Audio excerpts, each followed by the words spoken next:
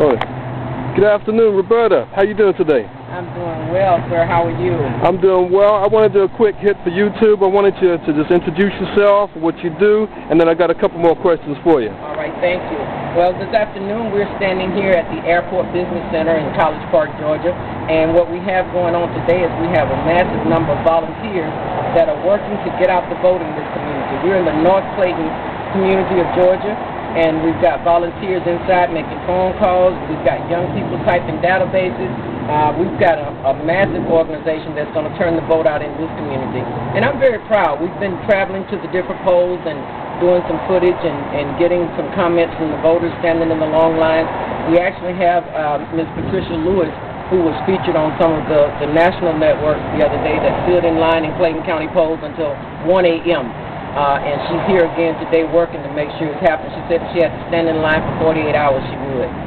Yeah, that brings us to that question. We had a discussion the other day about these long lines, hearing people say they've been waiting for 12 hours and so on and so forth. What came to my mind was that if you're going to wait in line for 12 hours, you ain't going to do it again. You can't do it again because you got a job. And it just seemed ridiculous how it could be set up so that could happen. And it just ponders the question that, is that just Clayton County? Because I don't hear this problem in some of the other areas like Cobb County. And could it be by design? Some people say it could be. What's your thoughts on that? Well, I guess I'm not so much concerned of whether it's by design or why it's happening. I'm concerned about fixing it.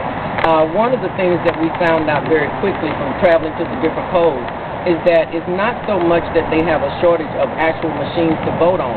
What is happening in actuality is that even when you get to the polling place, everybody has to have their polling card, their voting card set up on computer. And there's only one machine at most of these locations in Clayton County that can program your card with your voting information. So no matter how fast anybody else is voting and moving, nobody can vote until they receive their yellow card that is individualized for your particular vote. Okay, well, that seems like the problem. Is another problem. I spoke to Angela this morning, and she mentioned that, I mentioned to her that some people sent off their voter registration, never got it back. And they got confused. They're not sure if they're registered or not, if they can go and vote or not. Do you think there's a number of small things that have been happening in the background that could add up to actually cause voter confusion and then push off the vote? Voter confusion is nothing new. Voter misdirection is a tactic that has been used time and time again. I think that a lot of it, though, Brother Robin, is the fact that it was just unprepared. They were not prepared for the people to be as engaged and involved as they are. I think that even if the little games that they had planned, they didn't plan for this level of turnout, especially in early voting. I know in Georgia alone, by the close of yesterday evening, we had over 2 million voters to vote already. So I'm very excited about that.